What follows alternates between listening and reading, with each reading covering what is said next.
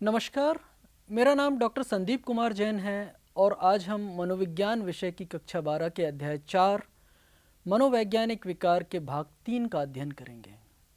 भाग 1 में हम अपसामान्यता तथा मनोवैज्ञानिक विकार के संप्रत्यय, मनोवैज्ञानिक विकारों का वर्गीकरण, अपसामान्य व्यवहार के अंतर्निहित कारक और अपसामान्य व्यवहार के मॉडलों का अध्ययन किया तथा भाग 2 में दुश्चिंता विकार, मनोग्रस्ती बाध्यता तथा संबंधित विकार, अभिघात तथा दबाव कारक विकार, कायिक अभिलक्षण संबंधी विकार और विच्छेदी विकारों को समझा। इस भाग में हम अवसादी विकार, द्विध्रुवीय तथा संबंधित विकार, मनोविदिलता वर्णक्रम तथा मनोविक्षिप्ति विकार, तंत्रिका विकासात्मक विकार, हानिकारक विघटनकारी आवेग नियंत्रण तथा आचरण विकार, पोषण तथा भोजन विकार और मादक द्रव्य संबंधी तथा व्यसनकारी विकारों को समझेंगे। सबसे पहले हम बात करेंगे अवसादी विकार की। भावदशा विकार, मूड डिसऑर्डर्स, मनोविकारों की वर्गीकरण की एक श्रेणी है जिसमें अवसादी विकार, उन्मादी विकार और द्विध्रुवीय विकार को सम्मिलित किया गया है। अवसाद मनोविकारों में सर्वाधिक पाए जाने विकारों में से एक है। अवसाद विकार होने पर व्यक्ति की भावदशा नकारात्मक हो जाती है और व्यवहार में भी परिवर्तन होते हैं। अवसादी विकारों में मुख्य अवसादी विकार मेजर डिप्रेसिव डिसऑर्डर सर्वाधिक पाया जाता है। इस विकार में जीवन की अधिकांश गतिविधियों में व्यक्ति की रुचि घट जाती है या उसे आनंद नहीं रह जाता है। व्यक्ति को निद्रा संबंधी, नींद संबंधी समस्याएं होने लगती हैं। वह थकान महसूस कर सकता है, स्पष्ट चिंतन करने में असमर्थता होती है, मृत्यु का भय या फिर आत्महत्या करने के विचारों का आना, इन जैसे लक्षणों को देखा जा सकता है। अपने आप को अत्यधिक दोष देना या फिर मूल्यहीनता का भाव भी आता है। अब हम बात करते हैं द्विध्रुवीय विकार की। द्विध्रुवीय भावदशा विकार को पहले उन्माद अवसाद या उत्साह विषाद विकार भी कहा जाता था। अवसाद और उन्माद वैकल्पिक रूप से उपस्थित रहते हैं। उन्माद की स्थिति में व्यक्ति ज़्यादा बातें करता है, कई प्रकार के कार्यों में रुचि लेने लगता है, नींद कम हो जाती है, नई योजनाएं बनाने लगता है। भावदशा विकारों में एक और विकार जो इसके साथ ही हम अध्ययन करते हैं वह है आत्महत्या संबंधी विकार। आत्महत्या जैविक, आनुवांशिक, मनोवैज्ञानिक, समाजशास्त्रीय, सांस्कृतिक और पर्यावरणीय कारकों के जटिल संबंधों का परिणाम है। यह देखा गया है कि समस्या समाधान, दबाव प्रबंधन और सामवेगिक अभिव्यक्ति में कठिनाई आत्महत्या के कारण की ओर संकेत करते हैं। प्रगतिवादी शोधों के बावजूद आज भी आत्महत्या को कलंक के रूप में देखा जाता है, जिसके कारण आत्महत्या का विचार आने पर व्यक्ति सहायता प्राप्त करने का प्रयास नहीं करता है। सही समय पर पहचान कर उचित हस्तक्षेप करके आत्महत्या की रोकथाम की जा सकती है। कई विद्यार्थियों द्वारा परीक्षा परिणाम आने के बाद या अन्य दबावपूर्ण स्थितियों में आत्महत्या की जाती है। ऐसे विद्यार्थियों की पहचान कर उनके व्यवहार परिवर्तन को गंभीरता से लेना चाहिए और दबाव का सामना कर सकने हेतु सकारात्मक कौशलों का विकास किया जाना चाहिए। चलिए अब हम बात करते हैं मनोविदिलता संबंधी विकारों की। मनोविदिलता विकार में चिंतन प्रक्रिया में बाधा, विचित्र प्रत्यक्षण और अस्वाभाविक सांवेगिक स्थितियां तथा पेशीय असामान्यता जैसे लक्षण दिखाई देते हैं।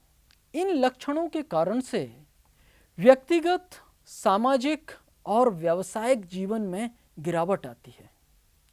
लक्षणों को सकारात्मक लक्षण, नकारात्मक लक्षण और मनःचलित लक्षण में वर्गीकृत किया जा सकता है। सकारात्मक लक्षण, सकारात्मक लक्षण का मतलब है कि कुछ तरह की विशेष लक्षणों की उपस्थिति होना, जैसे कि भ्रमाशक्ति, डिलूजन्स। कई तरह की भ्रमाशक्ति हो सकती है, जैसे उत्पीड़न भ्रमाशक्ति, डिलूजन ऑफ परसिक्यूशन। यह मानना कि दूसरे लोग उनके विरुद्ध षड्यंत्र कर रहे हैं, उनकी जासूसी कर रहे हैं या फिर उनकी निंदा कर रहे हैं। दूसरे तरह की भ्रमाशक्ति हो सकती है संदर्भ भ्रमाशक्ति, डिलूजन ऑफ रेफरेंस। इसमें व्यक्ति दूसरे व्यक्ति की क्रियाओं को अपने संदर्भ में जोड़ लेता है। जैसे राह चलते किसी हंसते हुए व्यक्ति को देखकर वह कह सकता है कि वह व्यक्ति मेरा मजाक उड़ा रहा है। वस्तुओं या घटनाओं के प्रति भी व्यक्तिगत संदर्भ जोड़ा जा सकता है। अगले तरह की भ्रमाशक्ति है महानता भ्रमाशक्ति, डिलूजन ऑफ ग्रैंड्योर। इसमें व्यक्ति स्वयं को बहुत सी विशेष शक्तियों से संपन्न मानने लगता है। उसे लगता है वह कुछ खास वैज्ञानिक शक्तियों से संपन्न है, वह कुछ खास सुपर नेचुरल पावर लेकर आया है, उसमें कुछ दिव्य शक्तियां हैं। इसके अलावा कुछ और तरह की भ्रमाशक्ति हो सकती है, जैसे नियंत्रण भ्रमाशक्ति, डिलूजन ऑफ कंट्रोल। व्यक्ति यह मानता है कि मेरे विचार, मेरी भावनाएं, मेरी क्रियाएं किसी दूसरे व्यक्ति द्वारा नियंत्रित की जा रही हैं। कई व्यक्तियों में एक से अधिक भ्रमाशक्ति एक साथ पाई जा सकती हैं। औपचारिक चिंतन विकार देखने मिल सकता है। बातचीत में तेजी से विषय परिवर्तन कर संप्रेषण को जटिल बना देते हैं। नए तरह के शब्द, नए मुहावरे खोज लेते हैं, एक ही बात को बार बार दोहरा सकते हैं। इसके साथ विभ्रांति, हैलुसिनेशन का भी लक्षण सकारात्मक लक्षण है। विभ्रांति की स्थिति में व्यक्ति उद्दीपक की अनुपस्थिति में उसका प्रत्यक्षण करता है। हिंदी भाषा की कुछ पुस्तकों में इस स्थिति को अवस्तु बोधन भी कहा गया है। अवस्तु बोधन मतलब वस्तु नहीं है फिर भी उसका बोध हो रहा है, उसका आभास हो रहा है। और यह हैलुसिनेशन, यह अवस्तु बोधन विभ्रांति श्रवण विभ्रांति हो सकती है। व्यक्ति को कुछ आवाज सुनाई दे सकती है। स्पर्श विभ्रांति हो सकती है, उसको कुछ स्पर्श होता हुआ महसूस हो सकता है। दैहिक विभ्रांति हो सकती है। दृष्टि विभ्रांति हो सकती है, उसको कोई व्यक्ति दिखाई दे सकता है। या घ्राण विभ्रांति हो सकती है, उसको कुछ अलग तरह की गंध का आभास हो सकता है। विभ्रांति के अलावा मनोविदिलता वाला व्यक्ति अनुपयुक्त भाव प्रकट करता है। ये रोगी ऐसे संवेग प्रदर्शित करते हैं कि जो स्थिति के अनुरूप नहीं है, जैसे कि खुशी के वातावरण में अचानक से रोने लगना या दुख भरी स्थिति में हंस देना। चलिए अब हम बात करते हैं नकारात्मक लक्षण की। नकारात्मक लक्षण से तात्पर्य है कुछ गतिविधि या कुछ लक्षणों का घटना। सबसे पहले वाक अयोग्यता। इसमें बातचीत में कमी देखने मिल सकती है। बातचीत करना बंद कर सकता है या कम कर सकता है। विसंगत भाव, ब्लंटेड अफेक्ट। दूसरों की तुलना में कम क्रोध, कम दुख, कम खुशी या कम भावनाएं प्रदर्शित करता है। भाव कुंठित भी हो सकते हैं। किसी भी प्रकार का कोई भाव प्रकट ही नहीं करना। अगला लक्षण है इच्छा शक्ति न्यूनता। कार्य शुरू करने या उसे पूरा करने में असमर्थता प्रदर्शित करता है। सामाजिक रूप से भी व्यक्ति अलग अलग रहना चाहता है। इसके साथ साथ मन चालित लक्षण साइकोमोटर सिम्टम्स भी व्यक्ति प्रदर्शित कर सकता है। इसके अंतर्गत अस्वाभाविक रूप से चलना, विचित्र मुखाकृति बनाना, अजीब सी मुद्राएं बनाना, इस तरह के लक्षण बढ़ जाने पर उसे कैटाटोनिया कहा जाता है। बिल्कुल से गतिहीन होकर एक ही जगह पर खड़े रहना कैटाटोनिक जड़ीमा कहलाता है। इसको कैटाटोनिक स्टूपर भी कहा जाता है। घंटों एक ही मुद्रा प्रदर्शित करने को कैटाटोनिक दृढ़ता कहते हैं, कैटाटोनिक रिजिडिटी। इसमें व्यक्ति एक ही मुद्रा में इस तरह से या फिर इस तरह से या फिर ऐसे कई घंटों खड़ा रह सकता है। इसके अतिरिक्त कुछ विचित्र तरह की मुद्रा भी व्यक्ति बना सकता है और इस तरह से विचित्र मुद्रा बनाने को कैटाटोनिक संस्थिति, कैटाटोनिक पोस्चरिंग कहते हैं। तो इस तरह से हमने देखा कि मनोविदिलता में कई तरह के गंभीर लक्षण पाए जाते हैं। अब हम बात करते हैं तंत्रिका विकासात्मक विकारों की। इसमें भी सबसे पहले हम बात करते हैं अवधान न्यूनता अतिक्रिया विकार। सामान्य रूप से इसको, प्रचलित रूप से इसको ADHD के रूप में जाना जाता है, attention deficit hyper activity disorder. इसका पहला लक्षण है अनवधान। काम या खेल में मानसिक प्रयास को ज़्यादा देर तक नहीं बनाए रख पाते। एक वस्तु पर ध्यान केंद्रित करने में, एक वस्तु पर ध्यान लगाने में कठिनाई होती है। अनुदेशों का पालन करने में कठिनाई होती है। भूल जाते हैं, दिया गया काम पूरा नहीं कर पाते हैं। जल्दी से अभिरुचि समाप्त हो जाती है। दूसरे तरह का लक्षण है आवेगशीलता। तात्कालिक प्रतिक्रिया पर नियंत्रण नहीं कर पाते हैं। काम करने से पहले सोचते नहीं हैं। प्रतीक्षा करने में कठिनाई महसूस करते हैं। तात्कालिक प्रलोभन को रोकने में कठिनाई महसूस करते हैं और परितोषण में विलंब सहन नहीं कर पाते। अगले तरह का लक्षण है अतिक्रिया। बिना मतलब यहाँ वहाँ भागते रहते हैं, कुछ न कुछ उपद्रव करते रहते हैं। इसके बाद विकासात्मक स्थिति का अगला विकार है स्वलीनता वर्णक्रम विकार, ऑटिज्म स्पेक्ट्रम डिसऑर्डर। इस तरह के विकार में 3 मुख्य लक्षण हैं। पहला है सामाजिक अंतःक्रिया में कमी, संप्रेषण कौशलों में कमी और तीसरा रूढ़ियुक्त व्यवहार या पुनरावृत्ति व्यवहार।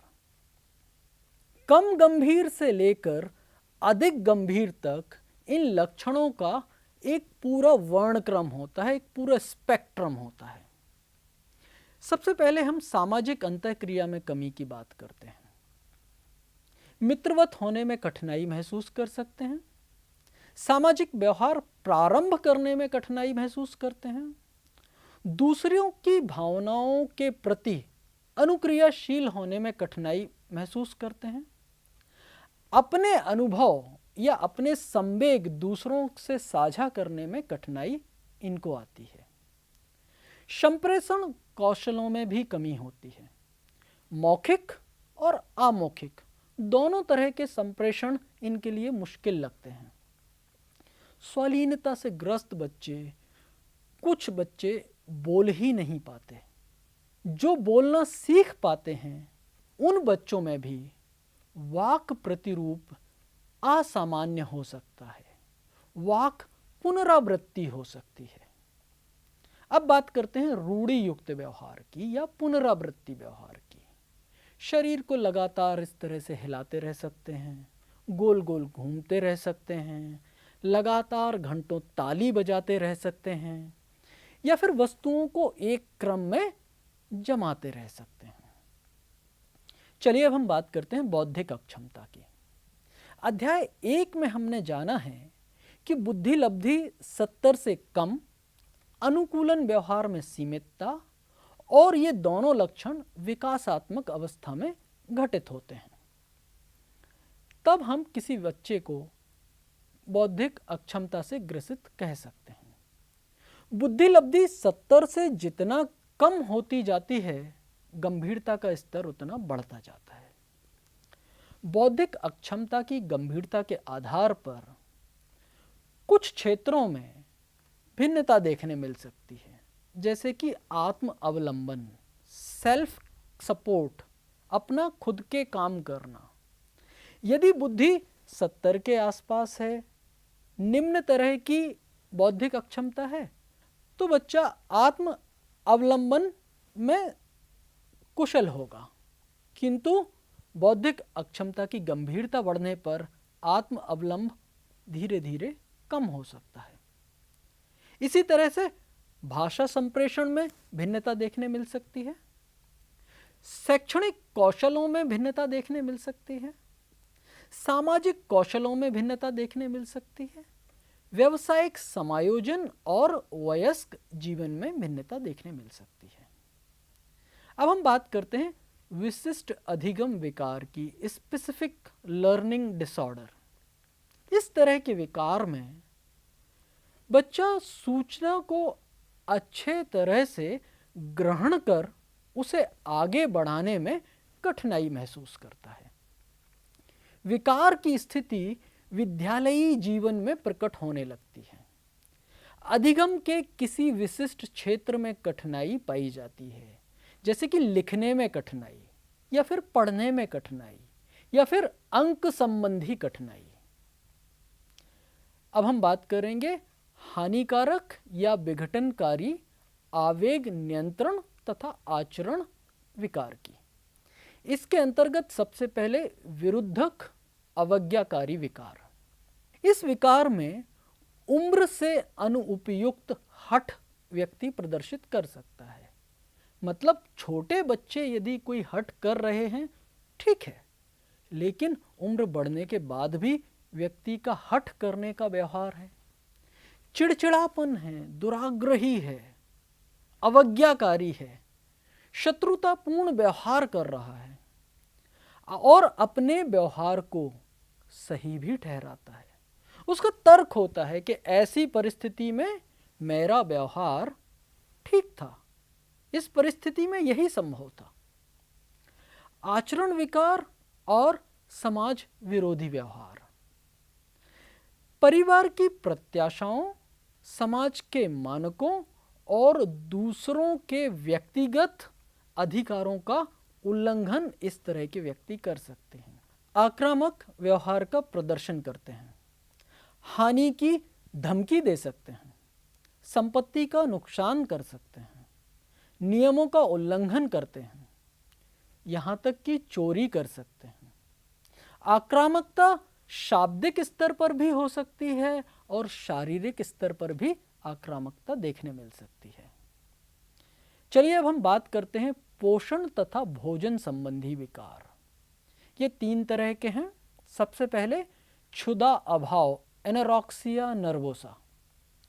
इस विकार में व्यक्ति को अपनी शरीर प्रतिमा, बॉडी इमेज के बारे में गलत धारणा होती है, जिसके कारण वह अपने आप को अधिक वजन वाला व्यक्ति समझता है और अपनी छवि सुधारने के लिए भोजन लेने से इनकार करता रहता है।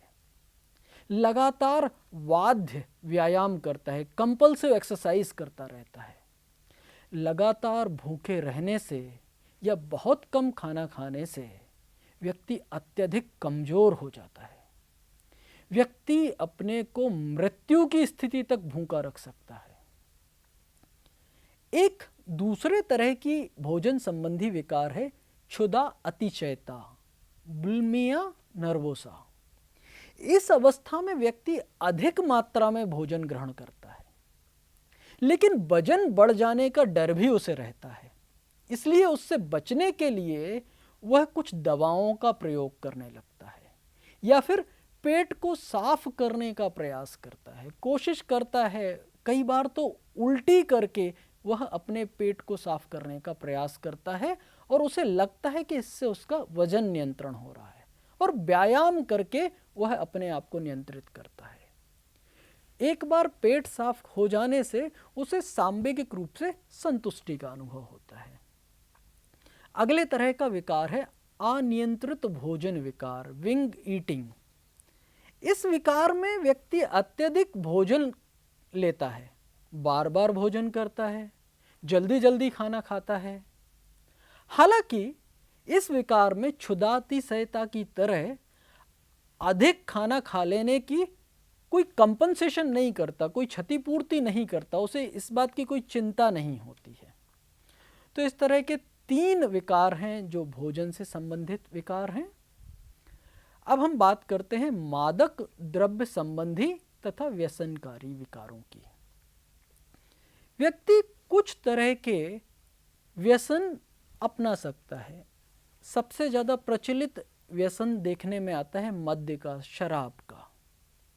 जो लोग लगातार अधिक मात्रा में शराब का सेवन करते हैं वह उस पर निर्भर हो जाते हैं। कठिन परिस्थिति का सामना करने के लिए शराब का सहारा लेते हैं। सामाजिक संबंध में मुश्किलें आने लगती हैं।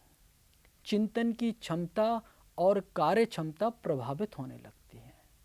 लगातार शराब लेने से उसके प्रति एक सहनशीलता विकसित हो जाती है, अर्थात अब पहले जितनी मात्रा में शराब लेने पर पहले जितना प्रभाव असर देखने नहीं आता।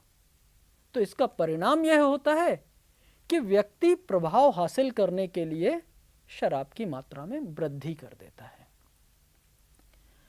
शराब बंद करने पर विनिर्वर्तन लक्षणों, विड्रॉल सिम्टम्स का भी सामना करना पड़ सकता है। शारीरिक स्वास्थ्य के साथ साथ शराब मानसिक स्वास्थ्य को भी प्रभावित करती है। इसके अतिरिक्त व्यक्ति कई और तरह के नशे ले सकता है, कई और तरह के व्यसन कर सकता है। एक प्रचलित व्यसन है हेरोइन का। इसको लेने वाले व्यक्तियों में सामाजिक और व्यावसायिक क्रियाकलापों पर नकारात्मक प्रभाव पड़ता है। मस्तिष्क के श्वसन केंद्रों को यह धीमा कर देती है और कई बार मृत्यु का कारण बनती है। एक और प्रचलित नशा है कोकीन। कोकीन अल्पकालिक स्मृति व अवधान को प्रभावित करती है। लगातार उपयोग ऐसे प्रतिरूप को बनाता है कि व्यक्ति दिन भर नशे में रह सकता है।